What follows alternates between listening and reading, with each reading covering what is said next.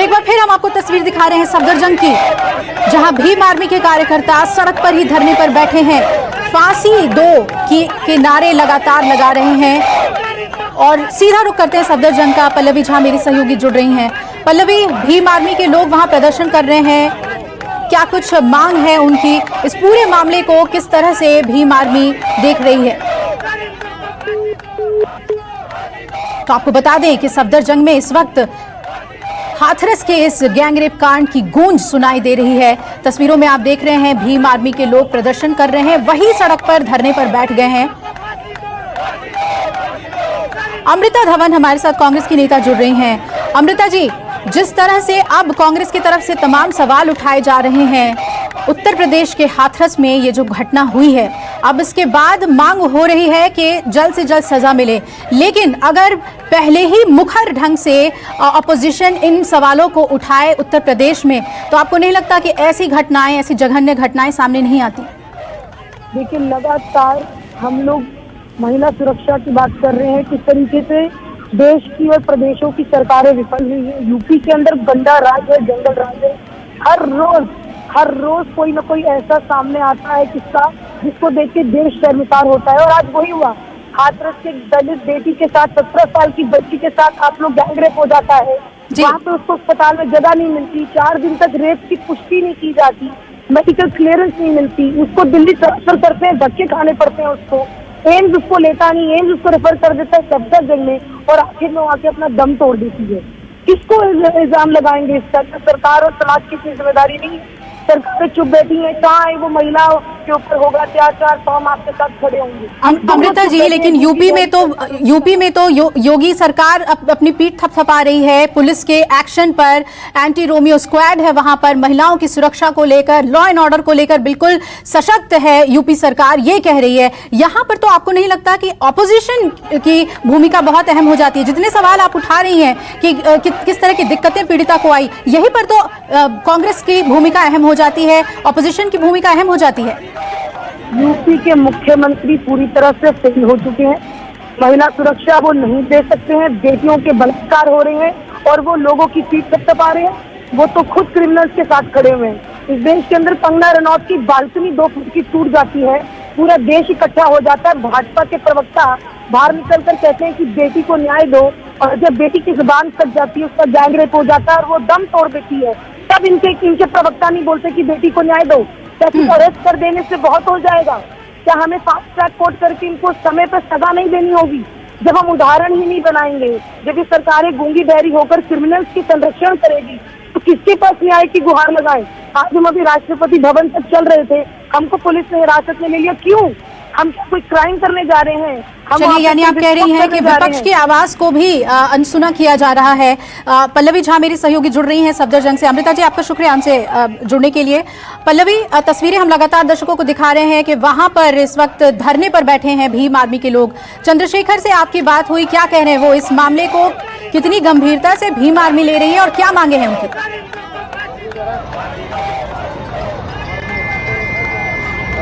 देखिए, मैंने पहला सवाल उनसे यही किया था कि देखिए, जाहिर तौर पर ये अपराध इतना कृत्य, इतना घिनौना है कि तमाम जो लोग हैं इसको लेकर के आवाज़ उठा रहे हैं, लेकिन इसको लेकर राजनीति क्यों? ये क्यों कहना कि दलित की बेटी, दलित की बेटी, बेटी बेटी होती है, महिला महिला होती है। तो उनका ये कहना था कि देखिए, ये बात दलित की नहीं है, हम तमाम बेटियों के लिए हम सड़क पर उतरेंगे, हम सरकार से मांग करते हैं कि सीबीआई की जाँच हो। और इसी को लेकर के ये जो आप देख रही है मेरे पीछे सफदरजंग का गेट है, ये तमाम यहाँ पर जो सफदरजंग के सिक्योरिटीज हैं वो गेट के आप देख रही हैं कि गेट के अंदर है, उनको वहाँ से हटाया गया है।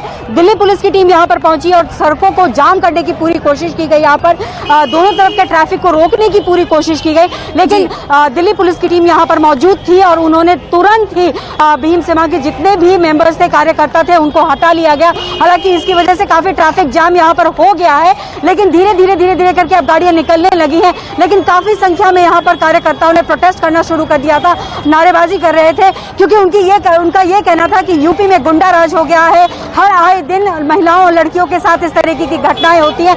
लेकिन सवाल यही था कि बिल्कुल इस तरीके से लगातार हर जगह इस तरीके की महिलाओं या लड़कियों के साथ जो घटना घट रही है, इसके लिए जवाबदेही किसकी होगी? क्योंकि अगर प्रशासन सख्त नहीं होगा तो इसी तरीके से डर और खौफ नहीं होगा। लेकिन जिस तरीके से राजनीति हम देख रहे हैं, जिस तरीके से सड़कों पर देख रहे हैं कि इस तरीके से प्रोटेस्ट किया जा रहा है, जाहिर तौर पर इससे लोगों को काफी परेशानी बढ़ेगी। बिल्कुल बिल्कुल पल्लवी, और सवाल यही जो आपने कहा कि दलित की बेटी पर ही क्यों, और हम जानते हैं कि चंद्रशेखर इससे पहले भी कई प्लेटफॉर्म्स पे पहुंच जाते हैं। सवाल यही कि जब बेटी इस दुनिया में नहीं है तो अब उसके न्याय के लिए, या यूं कहें अपनी सियासी रोटी सेकने के लिए सभी सियासतदान वहां पहुंच जाते हैं। अब क्या कह रहे हैं इस पर चंद्रशेखर, आगे की उनकी क्या रणनीति होगी?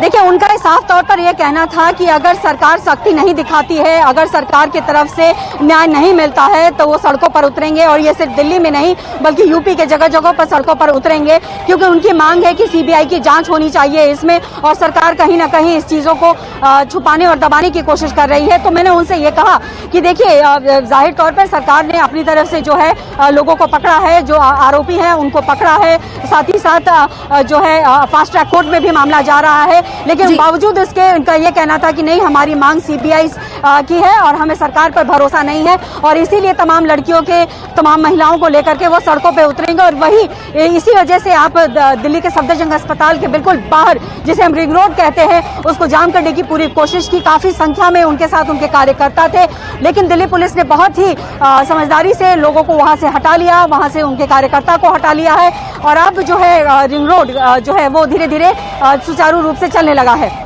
जी बिल्कुल पल्लवी, यही अहम है कि अब इस मौके का फायदा कोई सियासतदान ना उठाएं।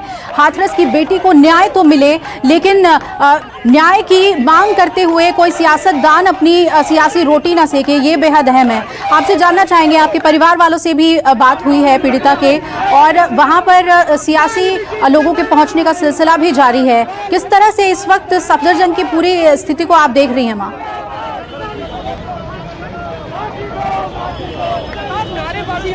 देखिए, जब मैं सुबह से यहाँ खड़ी हूँ, और जब मैं यहाँ खड़ी थी तो मुझे ना 2012 की जब घटना याद आ गई कि इसी सफदरजंग अस्पताल में निर्भया एडमिट थी, और इसी तरीके से मतलब एक तरीके से कहा जाए कि जिस तरीके से घिनौने तौर पे उसको मारा पीटा, उसकी हड्डियाँ तोड़ी गई, वो एकदम से मुझे याद आने लगी कि किस तरीके से एक लड़की के साथ इतना जघन्य अपराध हुआ था।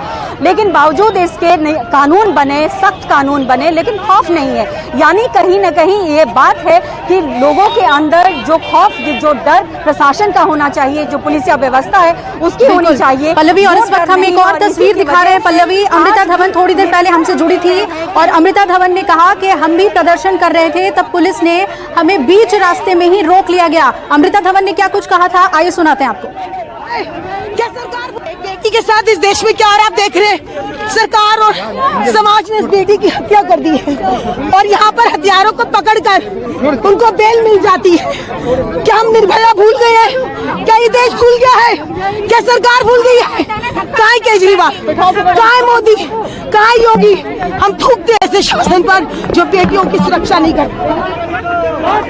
अमृता धवन को आपने सुना, संसद भवन की ओर विरोध मार्च के लिए जा रही थी, और उस वक्त पुलिस ने इन्हें रोका, और सीधे तौर पर जो सवाल उनका सत्ताधारी पार्टी से और नेताओं से, चाहे अरविंद केजरीवाल हो, प्रधानमंत्री नरेंद्र मोदी हो, या फिर उत्तर प्रदेश के मुख्यमंत्री योगी आदित्यनाथ, सीधे तौर पर उन्होंने सवाल उठाया कि बेटियों को इंसाफ क्यों नहीं मिल रहा है। पल्लवी, अब धीरे धीरे जो है विरोध के स्वर तेज होते जा रहे हैं।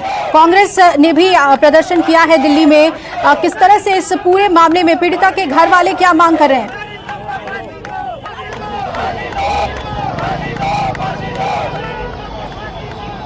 देखिए, जाहिर तौर पर विरोध लगातार तेज हो गए, या यूं कहूं तो राजनीति तेज हो गई है। जो हमने 2012 में भी देखी, वही राजनीति, वही पटकथा मुझे फिर से दोबारा वही दिख रहा है कि किस तरीके से राजनीति जितने करने वाले लोग हैं वो एक दूसरे पर आरोप प्रत्यारोप कर रहे हैं, राजनीति के लिए सड़क पर उतरे हैं, सड़क को जाम कर रहे हैं। लेकिन मुद्दा ये नहीं है। मुद्दा ये है कि लगातार जो सख्त कानून बने उसको लेकर के सख्ती क्यों नहीं है, क्यों नहीं प्रशासन पे लोगों को विश्वास है, क्यों नहीं पुलिसिया व्यवस्था इतनी सख्त है कि लोगों के अंदर इस तरीके के जो कृत्य करते हैं उनके अंदर डर पैदा हो। हालांकि जो परिवार की बात कही आपने, तो परिवार से जब हमने बात की थी तो परिवार काफी दुखी था, काफी उस वक्त बोलने के हालात में नहीं था। जब मैंने उनसे सवाल किया कि जिस वक्त ये घटना हुई उनके भाई से, तो उन्होंने कहा कि वो किसी दूसरे गांव में थे, वो जब बाइक लेकर आए तो उनकी मां ने बताया कि उनकी साड़ी से उन्होंने अपनी बेटी को लपेटा और फिर लेकर आई। उस वक्त वो कॉन्शियस नहीं थी, बेहोश हालत में थी। तो ये तमाम चीज़ों को एक भाई जब सुनता है, जब उसके सामने इस तरीके की चीज़ें आती हैं, तो जाहिर तौर पर आप समझ सकती हैं तो उस पर क्या बीत रही होगी। लेकिन उसने साफ तौर पर यह कहा कि सरकार से उनकी एक ही मांग है कि उसको फांसी हो। इस तरीके की जो घटना सामने आई है वो निर्भया से कम नहीं है और इसीलिए उन ऐसे दोषियों पर फांसी के सजा के अलावा कुछ नहीं होना चाहिए। उनसे जब यह पूछा गया कि क्या जो इस तरीके से एक्शन लिया गया है पुलिस ने, क्या आप उससे संतुष्ट है, तो उनका यह कहना था जी बिल्कुल संतुष्ट नहीं है, क्योंकि पुलिस ने काफी वक्त लगा दिया एक्शन लेने में, उसको अरेस्ट करने में। और जहां तक कि हॉस्पिटल यहां लाने की बात है तो इस पर भी लेकर उनकी फैमिली का आरोप था कि पहले ही उनको यहां नहीं भेज रहे थे। पहले वहां के अस्पताल ये कह रहे थे कि हम आपको रेफर नहीं करेंगे, लेकिन जब उसकी हालत खराब हुई तब उनको यहाँ लाया गया। यहाँ पल्लवी, जो दास्तां आप बता रही हैं, जो उनके परिवार वालों ने हमसे साझा की है, वो भी हम आपको सुनाएंगे। नमस्कार, मैं हूं मानक गुप्ता। अगर आपको हमारा ये वीडियो पसंद आया हो तो इसे लाइक और शेयर जरूर करें और हाँ, हमें सब्सक्राइब और फॉलो करना ना भूलें ताकि आप देश और दुनिया की कोई खबर मिस ना करें। तो जुड़े रहिए हमारे साथ और देखते रहिए News 24।